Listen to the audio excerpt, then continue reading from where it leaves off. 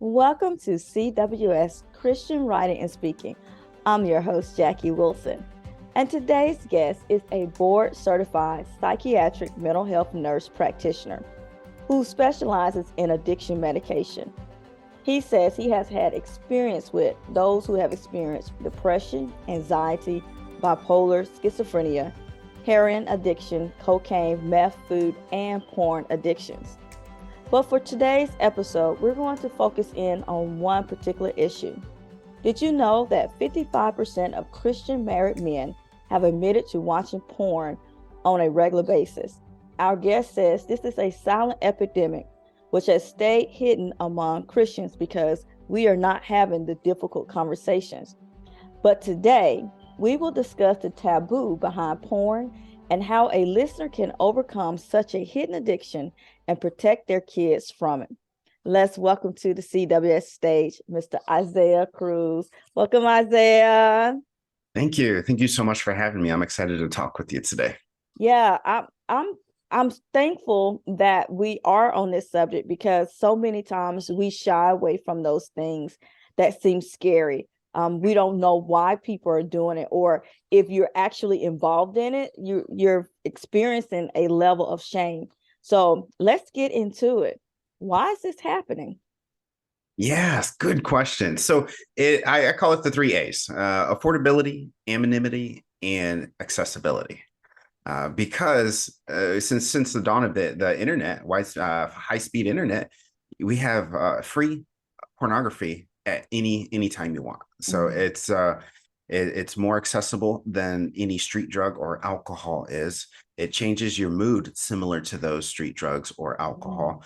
And it's completely anonymous. Nobody needs to know about it. Mm. And that's dangerous when nobody needs to know about it Yeah. or you don't want to tell people about it. Yeah. So tell us a little bit more. You said 55% of Christian men, married men, Yeah. have admitted Yes. to actually watching porn on a regular basis. I think a lot of people would be shocked by that statistic. It is. It is extremely shocking, and that's kind of what got me started into this. Mm. Because I've read statistics like that. 91% of men have watched porn in the last month alone. Wow. That's insane. That's just it's mind-boggling. And like we just discussed earlier, it's not just the secular community; it's in the churches. So you go to church, you look beside you, half the men have watched porn. And not to say that makes them an evil person, because it doesn't, but it's difficult to wrap your head around that this is happening in our own churches. And why do you feel like the church is not discussing this more? Yes, that is something that I've ran into a lot of hurdles discussing this with Christians. The biggest issue.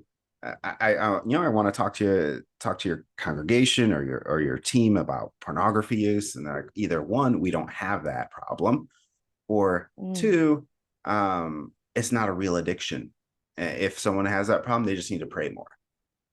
And I go, Wow. well, the science says something different. That this is a legitimate addiction. Since the dawn of brain imaging studies, there's been a study in 2015 that compared the brain imaging study of a cocaine addict and of a porn addict. The changes in the brain were almost identical. Changes in the Wow. prefrontal cortex, the executive function tends to decrease. And then there's something called dopamine downregulation.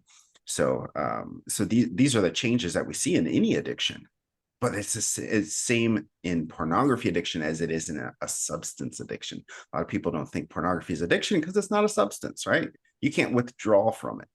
Uh, well, there is some mild withdrawals, anxiety, things like that with withdrawal, but back to the dopamine downregulation, this is something that's really interested me. So a person lives in a dopamine high state. So they're seeking pornography and they're using pornography daily.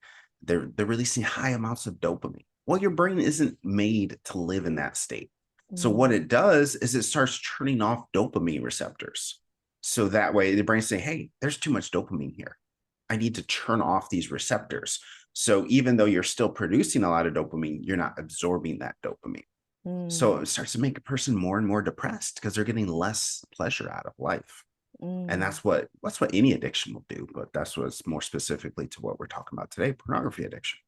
And then because someone is used to a really high spike in dopamine, doing your ordinary things that you're supposed to enjoy in life, like hugging loved ones, exercising, doing things you're supposed to do, only releases a small amount of dopamine compared to pornography. So you get less pleasure out of life in general. mm. So it's like you're always looking for those highs. And Yeah. that is steering from because there is something going on in the person's life. So, what are some of the things that may be happening in the person's life that leads them to want to look for addictive things? Yeah, it's a mood altering substance was what dopamine is. So oftentimes people want to change their mood. I'm bored. Being bored is uncomfortable. It's not a comfortable feeling. Being angry, anxious, insomnia, irritable, all of these feelings that are uncomfortable that we want to get rid of. So what do? We turn to a substance, whether it be alcohol.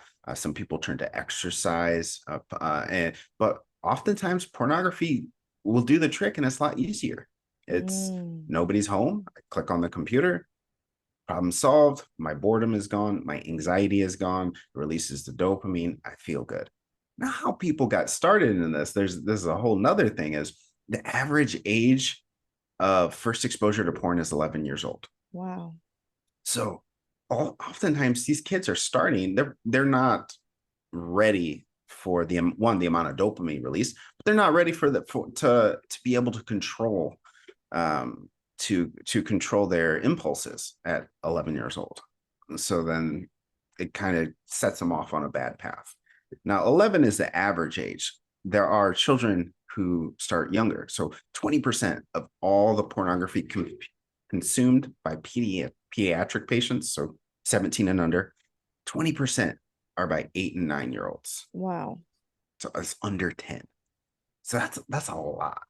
So they're So being exposed to this at an early age. It's not necessarily that correct. they're obtaining it, but they're being exposed by other people. Both. I mean, it could be siblings, neighbors, people on the bus, or it could be curious kids, right? And I mean, I'd imagine at that age it's more so innocent, but um, there needs to be better standards on controlling the adult websites. I know. Mm, So I'm a nurse.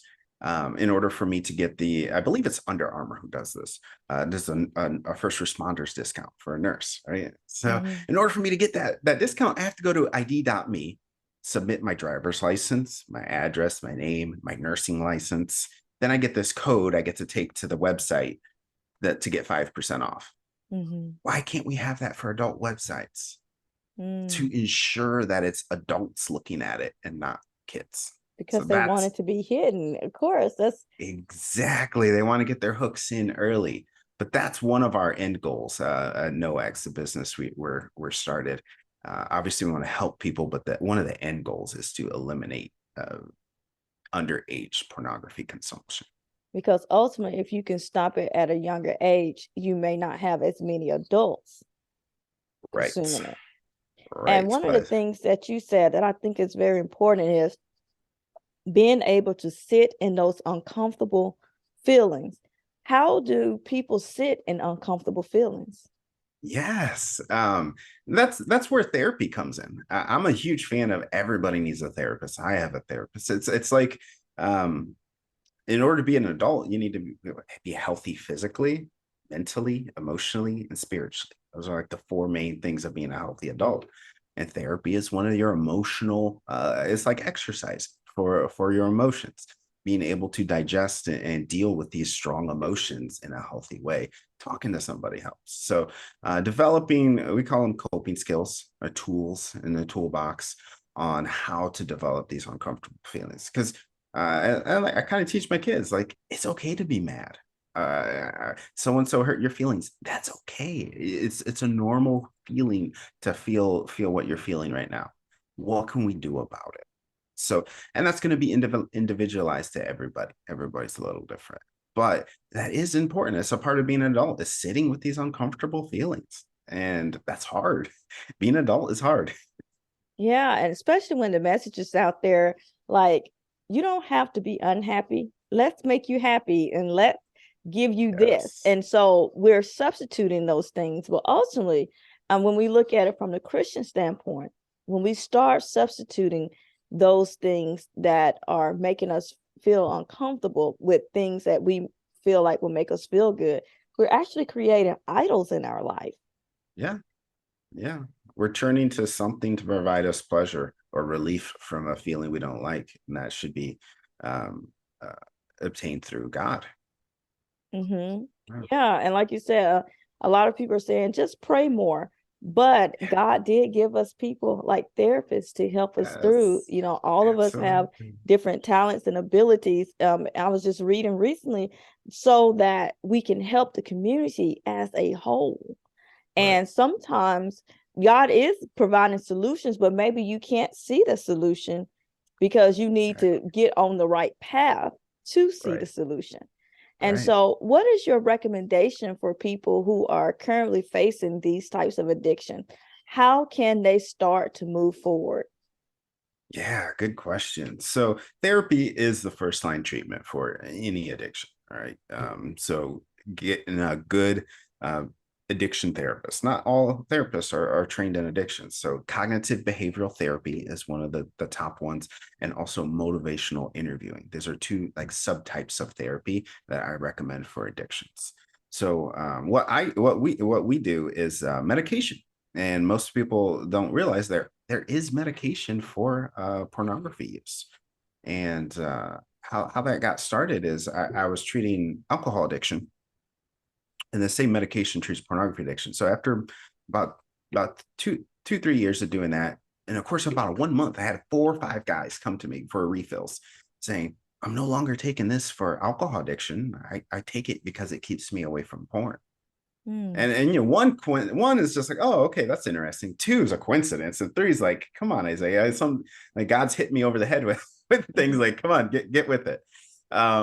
I started doing some research. There's been several medical studies done on several different medications, the two that we provide, naltrexone and citalopram, about how this can help with internet sex addiction. Mhm. One, the first one, it helps by reducing the reward system. So it's you when a person say they're going to check their work email, they open their computer, their brain has this Pavlovian response. The brain says, "Computer, porn." So what it does is it already starts releasing dopamine Mm, because it knows what's coming. Kind of like Pavlo and the dog ringing the bell, the mouth starts to water. The same idea happens in your brain when you look at a computer, open a computer, do something that your mm, brain correlates to pornography. So it starts to snowball. So by the time you meant to go get on your work email, by the time you know it, you're on a pornography site. And that mm. happened because of this. So this medication comes in and stops the snowball before it gets started. It helps with intrusive thoughts about porn in the same way. The second medication we use is sertraline antidepressant. A known side effect of antidepressants is decrease in libido. So people with high libidos, they'll have a decrease in sexual desire, and this will help with pornography use. Oftentimes, single Christian. We do a lot of Christian colleges for that one. A lot of married men enjoy the other one because it has no sexual side effects. But Yeah. that's kind of how we got. This is what we do. How we got started. The medication is not right for everybody, and we realize that. But we don't offer therapy ourselves. Why? Because people have therapists all over. There's great therapists out there, and you're locally and online, and there's not a huge there's not a gap in care there. But what there is a gap in care is in the medication aspect of it. So Mhm. uh, that's kind of what we decided to do. So a combination of therapy and medication can definitely help someone get on the right path. How do we get Absolutely. past the shame part of even seeking out someone? Shame is a it's a difficult topic. You have oftentimes just realizing you're not alone. is enough to get a lot of people out of the shame cycle. And you have to basically realize that this is going to cause more damage than shame is going to. So when a Mm, person realizes that, oftentimes it's usually that their spouse catches them, or their mm. spouse is going to leave them, or something like that happens, and they realize that continuing to do this is going to cause more harm than the shame will. And that's typically the turning point when it becomes more uncomfortable than change, is when somebody decides to change. So there's a warning there for people. If you need help and you're feeling shame, don't let it get to the point where you're facing drastic decisions, because nobody wants their family to be broken up because of an Yes. addiction. And so the Yes. time is now to seek the help that you need. And also, like you said, you're not alone. And so if you can get past the part that you're not the only one that has experienced this, then just maybe you can get the help that you need, because it's so important. Anything, like we said earlier, that takes us away from God is an idol. And so we have to be so careful about what we are allowing in our lives, and not just dismiss it as, oh, this is just something I do here and there, because eventually it becomes a regular thing. And it becomes habitual. So we talked about the 55% of married men. How does it start? Is it I watched it once a month, or every few months? Me and my buddies got together, and then when does it become habitual? Like watching it every day, once a month. What are the Yeah. statistics on that? Yeah. So that's a good question I get often. How do I know I'm a porn addict? Like, when do you cross that line? And well, first we have to define what an addiction is. And I define addiction as doing something that's harmful to you, Mm-hmm. wanting to quit, and being unable to. So by that definition, I use this guy as an example. I treated him a while ago. Christian guy, went to church, played in the church band on Sunday. He would watch porn once a month, once every 3 months. Go to church, feel horrible, feel like a hypocrite, like just the horrible feelings you get from sin. Mm-hmm. And this went on for 10 years. And he, by most people's standards, this guy wouldn't meet a porn addict. Watching porn twice a year, 3 times a year. Like, that's not a porn addict, right? Well, to this guy, it was. And we finally got him on medication, and he's been doing well since. So it doesn't have to be the daily pornography users. When you have to identify, is this hurtful to me? Well, people don't know it, but it is.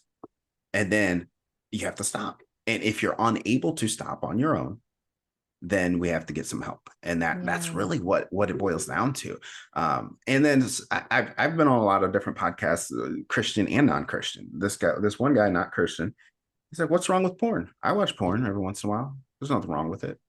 I'm like, "All right, I'm not here to tell you there is, but you should know the facts." And not everybody who's on that porn set is there willingly. Uh, According to the National Human Trafficking Hotline, pornography is the third most common form of sex trafficking in the Mm. U.S. And that right there is enough for a person to say, "Hey, this isn't okay. Who am I hurting here? Right. I'm contributing to this." So that right there is enough to say it's harmful. Decreasing increase in sexual expectation from your spouse or loved one. Like, once you pornography, you have increased expectations that pornography is not real. They call them actors and actresses for a reason. So it's going to harm your marriage. And then Mm. the quote that changed my life is, "You have to be the man you want your daughters to marry." Mm. And I have 4 daughters, and whether or not they ever found out that I watched porn, they're going to seek out a guy like me, right? Mm. So all the hidden things will eventually, come out in their spouse, Mm. because they're going to find somebody like me. So that's what really hit home for me, and I knew I had to change. Wow, that is so important right there. And I hope people are really listening who do you want your children to be? And are you reflecting that? And if Yeah. whatever you're reflecting, they're going to go out and connect with the same thing. So if that's not what you want your children to be or connect with, you have to make the change in yourself. Wow. I mean, that's powerful. Absolutely. Also, let's talk about briefly how parents can prevent their children from engaging in porn at such an early age. Yeah. First thing you need to do, and some people think it's awkward, is to talk to your kids about it. I would say it's only awkward if you make it awkward. Mm, Because if you don't talk to them about it, obviously by age 10, 11, they're going to be exposed to it. So, one, mm, give them the definition. This is what pornography is. Define it, give it a word, give it a name, and then give them what you expect for them to do if they are exposed to it. Right? I mm, expect you to identify it. This is pornography. Turn around and come home. Or if you're at home, turn off the computer, turn off your phone, come talk to a parent. And then you as a parent have to do your part and not get mad. Because, if your neighbor kid, older brother, exposes your 9-year-old to pornography, you have to behave in a way that isn't going to throw any red flags at your kids. So if you call up your neighbor's parent and start yelling at them and screaming at them and being all upset, right there, you told your kid that you're not safe to talk to. So you have mm, to create a safe environment for your kids to have these difficult conversations with, and say, so and so that they had what you call pornography, and I stopped and I turned around and came home. Wow, thank you for telling me. How did that make you feel? You know, Oftentimes kids will have just a sour feeling in their stomach because they know what's mm, wrong.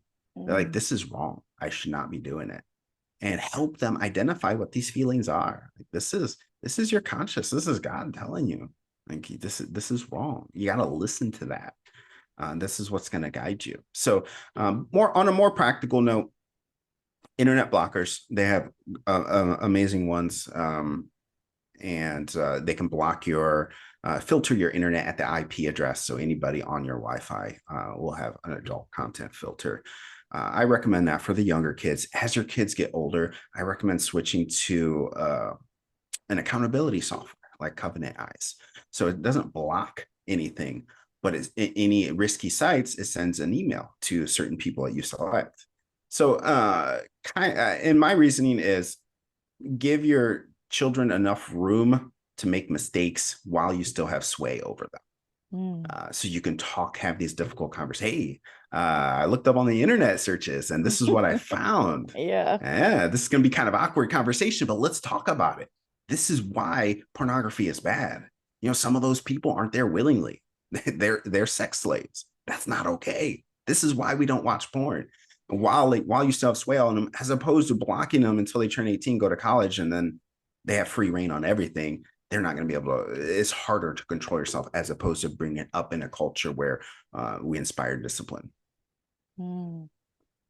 Thank you so much for sharing those tips. Parents, I hope you're listening up because this is important. If you want your children to go in a certain direction, you have to be active. You can't be dismissive of this. You have to take an active role in what your children are being exposed to. Isaiah, you have given us so much great information to digest, and we're getting ready to wrap up your interview.